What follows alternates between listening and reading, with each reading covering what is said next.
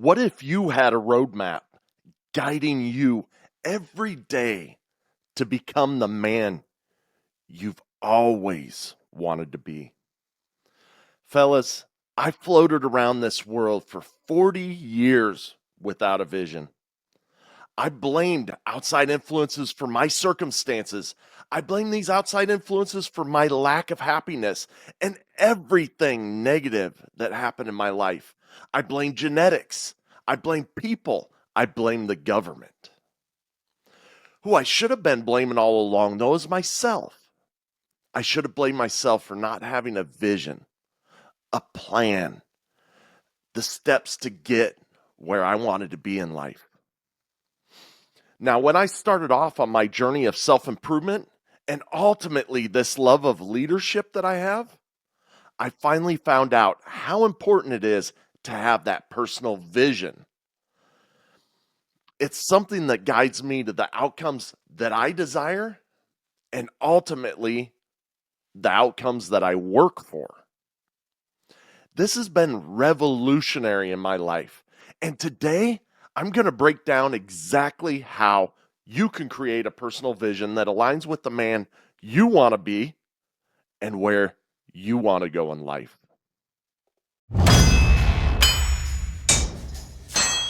Leaders are not born in a womb. They are forged through heat, pressure, and a whole lot of sweat. The Fire Forged Leader podcast serves the audience through exploring leadership at work, in the community, and with the family, using a practical perspective and real-life experiences from the host, Steve Baumgartner, and his guests in The Forge. Now, it's time to enter the Forge with the Fire Forged Leader. I told you how impactful having a personal vision statement is for me, but let me break it down a little bit before I tell you how to go about building your own personal vision statement. Start off by defining it a little bit.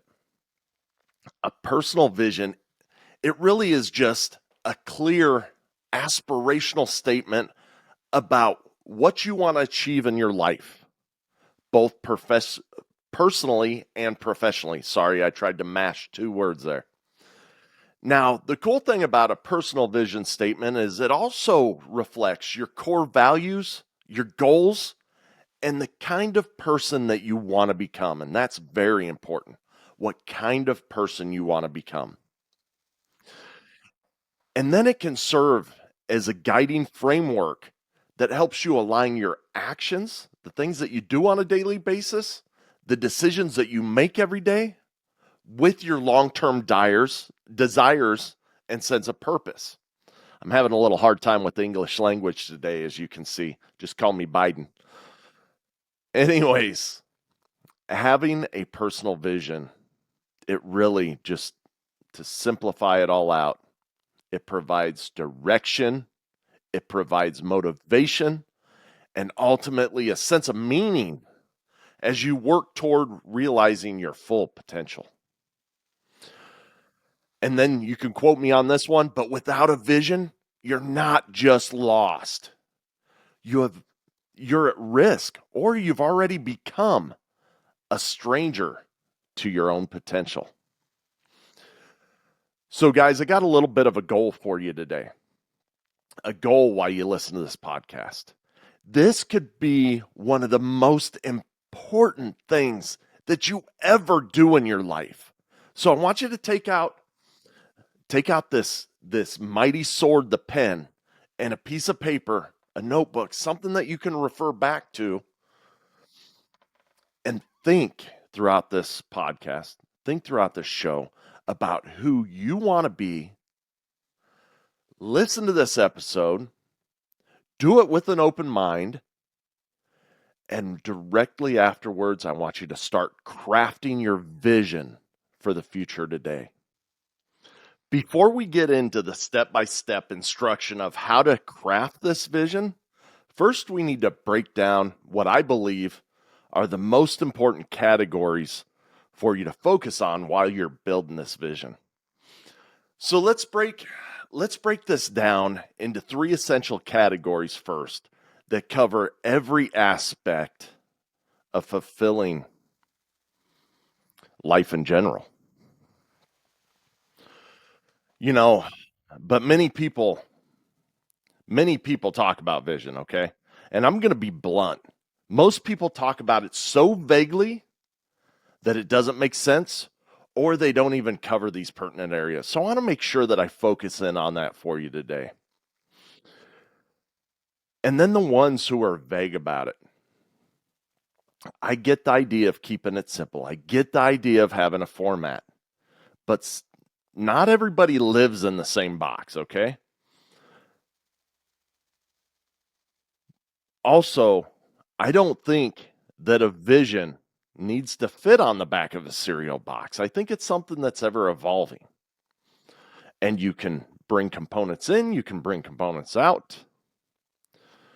But also, another caution that I'm going to throw out is that there's people out there who claim to be experts in vision.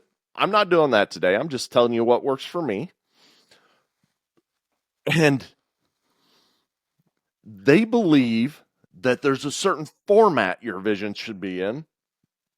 You know, I remember being in college and the different little writing formats and all that kind of stuff. They seem to be those kind of critics out there who want to sit there and judge people on their visions, how it should look, what the format looks like, how long it should be, all those kind of things. These people are flipping idiots. Don't listen to them, okay? I want to tell you about a guy that I was helping here a while back, just try and hone in on his vision, right? And I believe when you're helping someone hone in on a vision, you should ask more questions than you answer. All right? Because the question that you ask combined with the answer that they give, that's going to help you guide them down a path to write their vision that's impactful to them. So anyways, I was helping this guy and I can't even remember what his name was. It was quite a few years ago now. And I asked him to simply send me over email his vision so that I could read it. Up to this point, I thought that vision should be in words. And he goes, "You know what, Steve? That's going to be a little bit hard. I can't really send you my vision." I'm like, "Okay, tell me more. Why can't you send me your vision?" And he went on to explain that this was actually, and I can't remember the dimensions, but he went on to tell me about this huge painting that he had painted, right? And he told me that his vision was this painting that was up on his wall. So I went on further in the call and I asked him to explain it to me. I asked him to explain to me the details in this painting. And when he was doing that, he talked to me about how he had painted himself and his wife.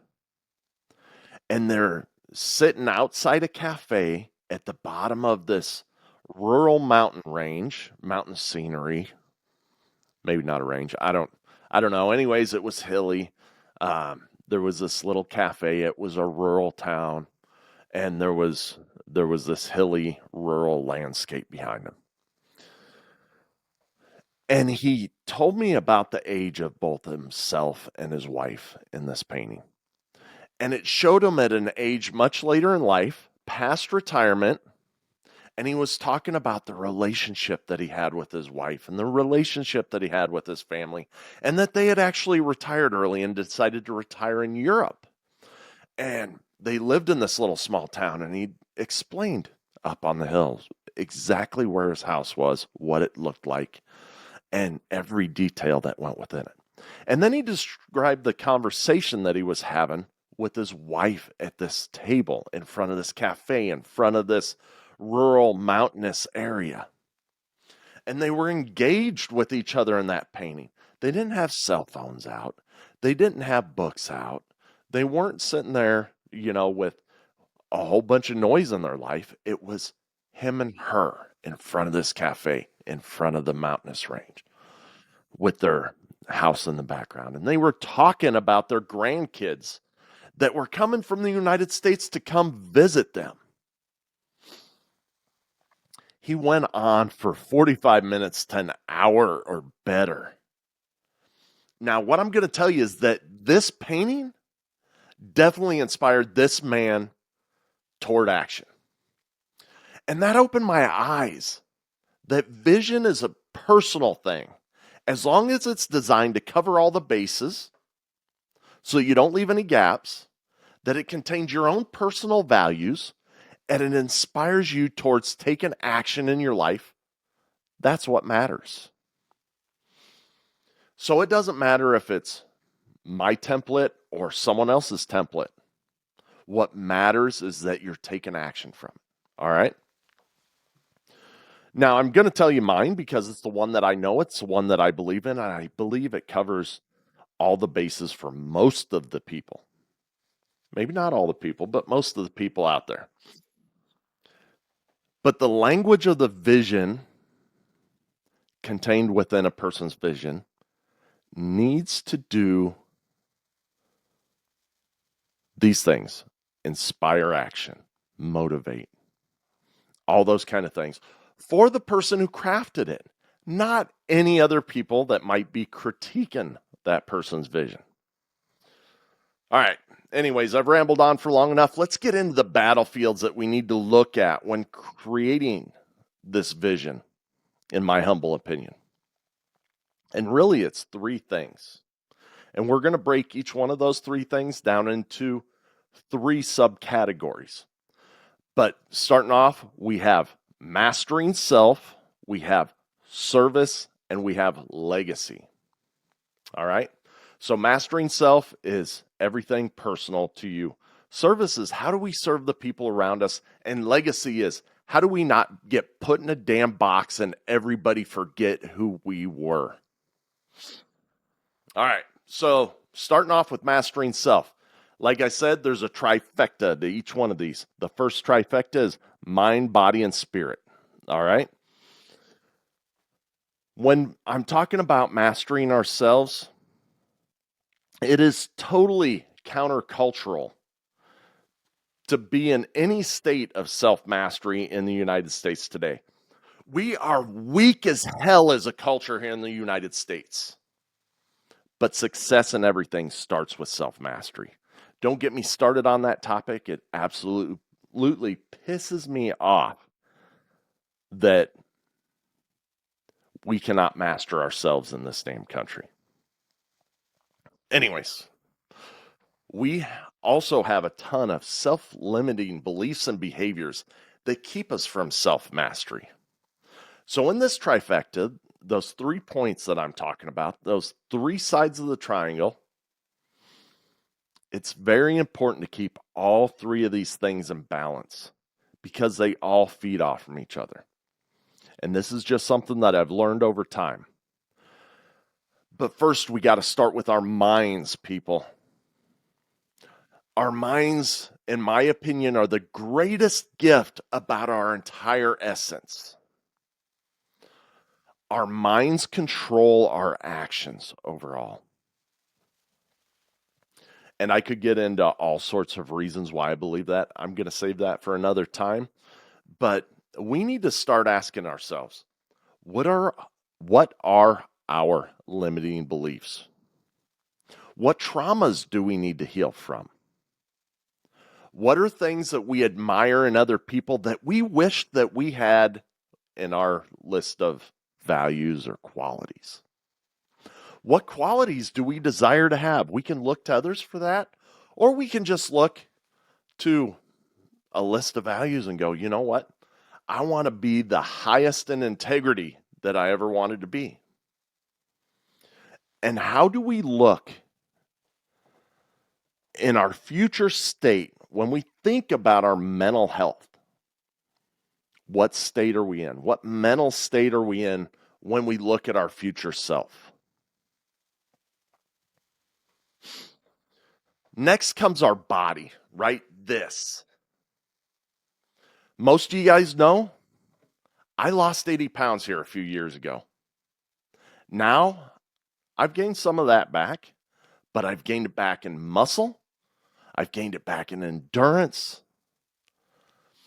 Our physical health is the foundation of energy and discipline. We start with our mind, we work on our body. And those two things, I'm going to tell you, I think it's good to work on those two things in tandem. But this is when we look in the mirror, right? We look in the mirror and we look at our body. Do you quickly look away? Our body is the manifestation of how we internally feel about ourselves. Now, don't get me wrong. I'm not saying that we all have to look like chiseled Greek gods. But when we look in the mirror, we need to be proud of the efforts that we put in when we look there. All right? Now, I get it. There's some things that happen to people. All right? And I'm going to go to extreme circumstances here. But let's say that you're in a car accident and you lose the effectiveness of your lower body. That's definitely something outside of your control. But I also have friends who have lost limbs and they still work the rest of their body, people. You can't let it be a place where you give up. And I'll also tell you, I mentioned that the mind and the body, I like to work them in tandem. I do my best mental work when I'm in sync with my best body work. For example, 4 a.m. runs. Most people are going to say that that sucks. It sucked for me when I first started it. But now, I've taken out all the noise. I'm out there running. I look at the stars. I connect with God. Which brings me into the third leg of the triangle, which is your spirit. All right, guys. I'm going to just tell you straight up. We, as a people, have to be pretty damn small-minded to believe that this creation, everything that came into being, this creation did not have a creator. Now, I also want to tell you that I believe in freedom. So choose whatever the hell you want to believe in. But I'm also going to call it out if you think, I'm going to call it out and say that you're not thinking clearly if you don't think that there's a God. All right? Now, at this point, if you're an atheist, you're probably fuming. Your head's probably ready to blow off your body. And you're thinking about shutting this episode off. I get it. I was there at one point in time. I was an atheist. And I'm going to challenge you right now. You could do that. You can shut this episode off. Or you can listen and poke your head up above the clouds and take a look around. Take a look around at what's happening in the United States right now. Look at all these other atheists. Look at the bitterness that they are living in currently. They're bitter because they lack this corner of the trifecta of self-mastery. They're bitter because they're disconnected from nature, the natural order. It's like having daddy issues. There, I said it. Deal with it. Anyways, we need to hone in on this piece of ourselves that draws us back to our Creator. And we can only do that if we're intentional about it. All right, the second piece is service. And we're going to break this down into family, finance, and career. All right, after we look at how to be the master of ourselves, now we need to focus on how can we become servant leaders? How do we serve within our homes, provide for our families, provide for other people financially through the work that we do?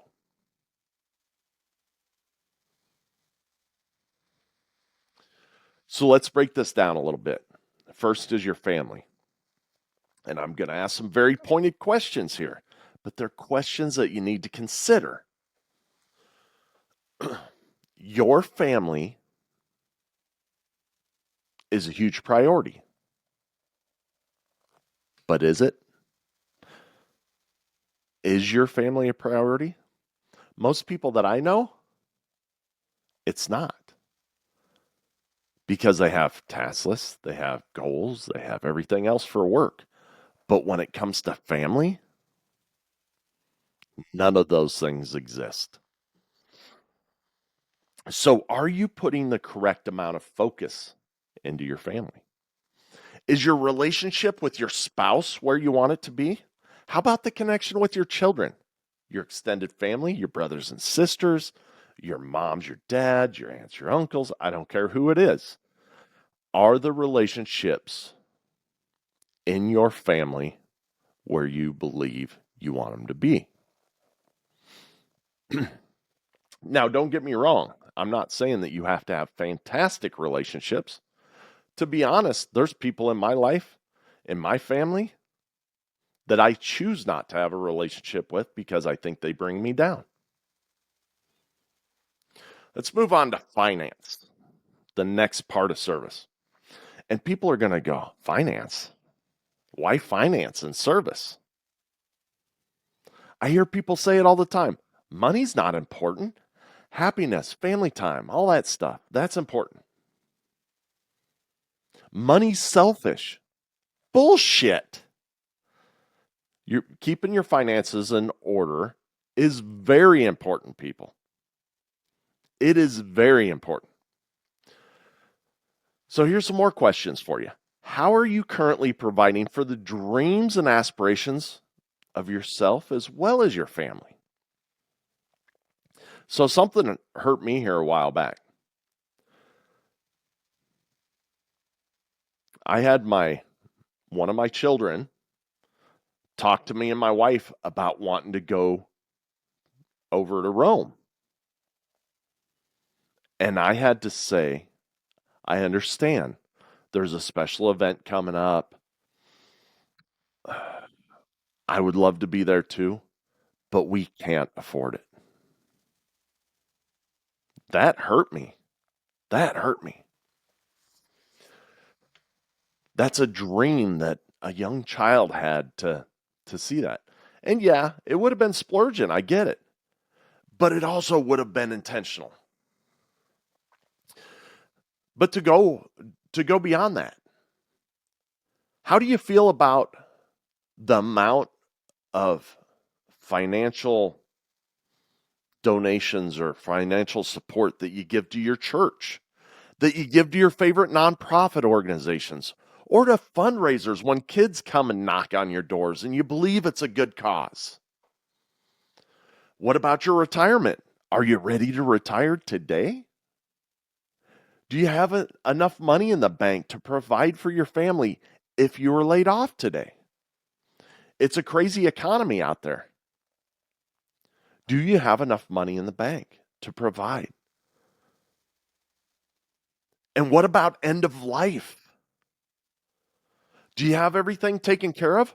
Or are you leaving a burden for your loved ones for the future? Guys, money isn't everything. I get it. But it's damn sure important.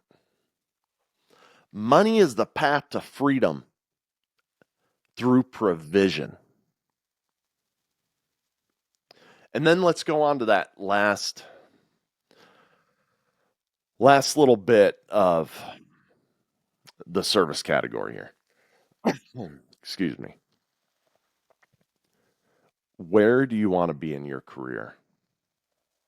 Now, when I talk about career, it doesn't matter if it's your W-2 job or your own business. Some people say you're not truly free unless you're working for yourself.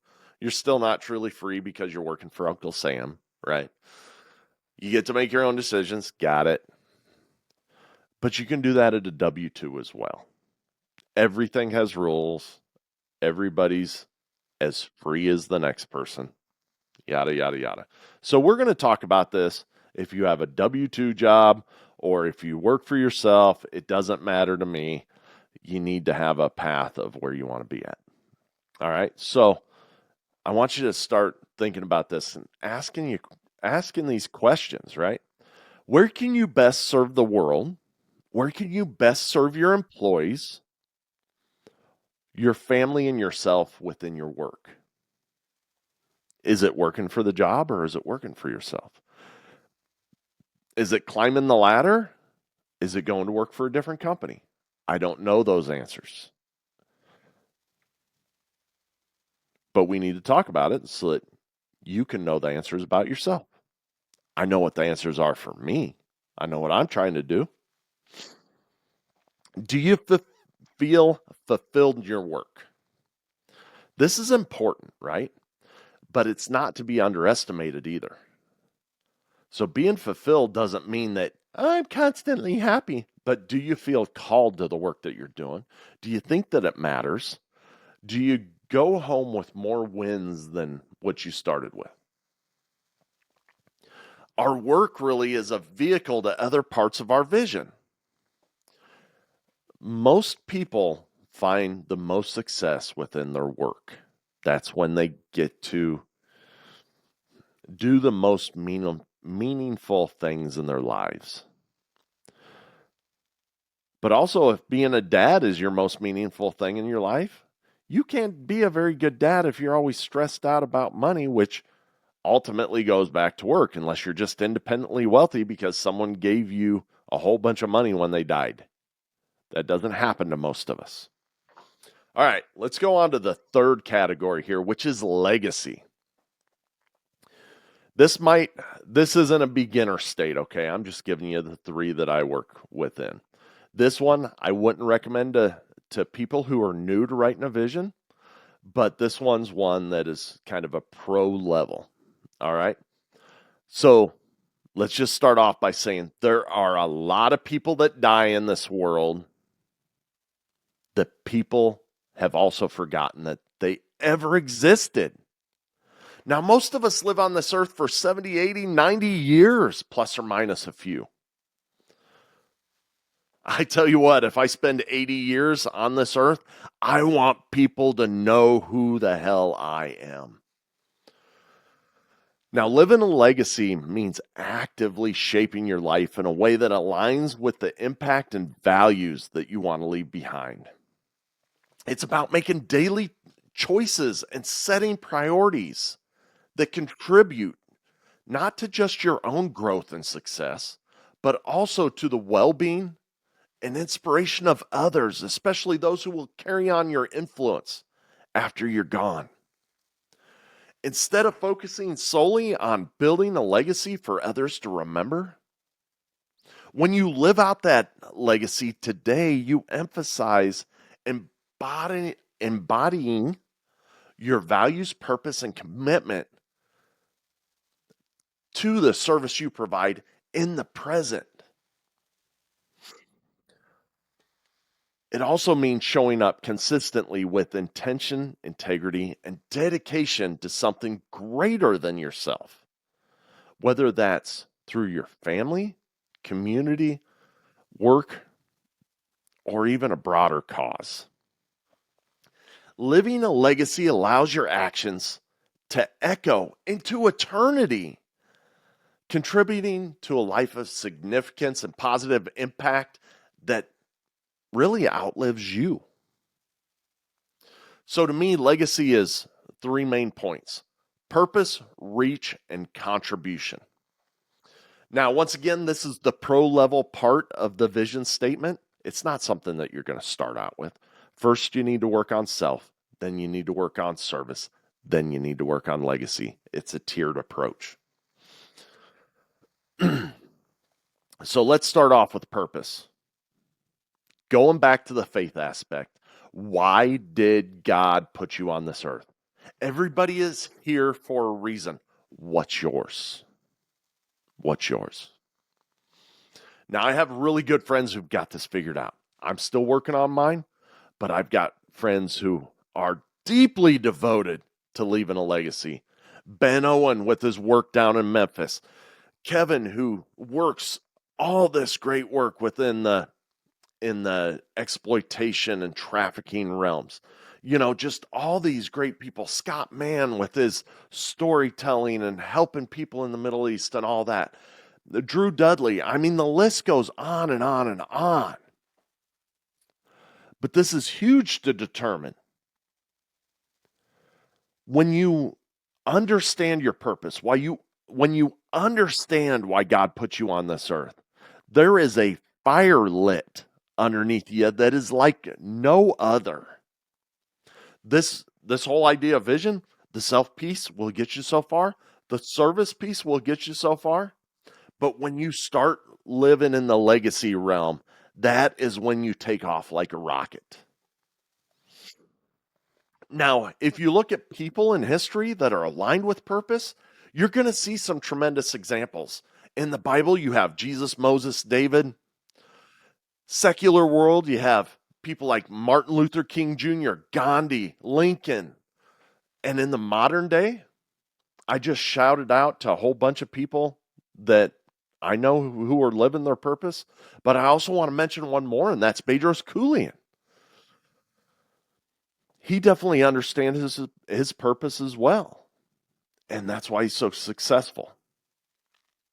But ultimately, you become a living example of your vision to others when you understand your purpose. But your purpose, I'm going to be careful on how I say this. Your purpose will matter more when you understand reach. There's a ton of noise out in our world. Much of it clouds the things that people do, the good things that people do. Things all the time, right? College football, NFL, social media, ads, the Taylor Swift and Kelsey, politics, the P. Diddy stuff that's going on. All of it is just noise. It takes away from the goodness of the world, the purpose of what people are trying to live out in the world. So this is where we build that part of our vision, that we get our message out there. We get it out there above the noise of the world so that it's not lost within it. And then the third part is contribution. How do we leave our mark on society? What causes are we out there fighting for? What causes have we initiated? How do we make the world a better place for the generations that come after us? This is where we start thinking about the buildings that are named in our honor because of the tremendous work we did toward bettering the world. So let's now bring this all together so that you can craft your vision statement. So this is the step-by-step guide, all right? And we're going to make this very, very simple. Step 1, write down your values and your core beliefs. All right? Next, in each one of those categories that I mentioned, self-mastery, service, legacy, each one of those has 3 points to a trifecta underneath of them. I want you to define short statements for each one of those categories. If you're just starting, start out with self-mastery. After you go for a couple quarters, maybe 6 months, add in the service. But start defining short statements for each one of those categories. And once again, I implore you to start with the self-mastery portion. And then we're going to simply, on step 3, we're going to simply combine them into a coherent vision statement.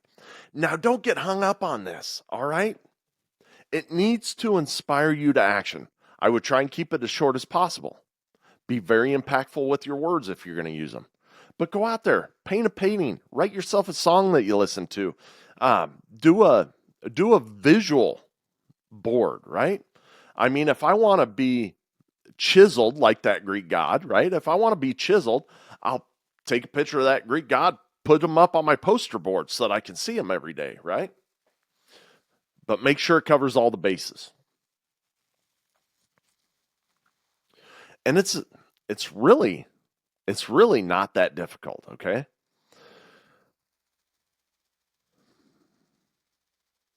I want you to stop and think about it, right? We wander around aimlessly day after day a lot of times. And other people's visions get in the way of our own. Our bosses, people who are selling to us, whatever. Because we don't understand our own vision yet. We haven't crafted it yet. So stop and think about it for a minute. If you really take this seriously and you have all your actions, all your decisions aligned on this vision that I'm asking you to write here, how transformative it could be for your life. Having a personal vision isn't just about where you're going. It's about who you're becoming each and every day. Now, let me say that again. Having a personal vision isn't just about where you're going. It's about who you're becoming. So I want you to spend some time this weekend, this week, 10 minutes a day. I don't care. Start, keep on going, write, draw, whatever the case, until you come out with a vision that inspires you towards action. This is your life's blueprint. I want you to start building today. Oh, thank you again for honoring me by joining me on this powerful episode of the Fire Forge Leader podcast. I absolutely love talking about vision. I hope you enjoyed it as much as I did. If you found this discussion valuable, I would appreciate it if you could share it out with your network. And then also leave me a rating and review so that this show can keep on growing. Until next time, I want you to keep forging your path with purpose and passion. You have just experienced the heat and pressure of the forge. Remember, words without action are meaningless. Now, after the heat of the forge, shape your thoughts, quench your brain, then put your new tools to use, adding to your leadership.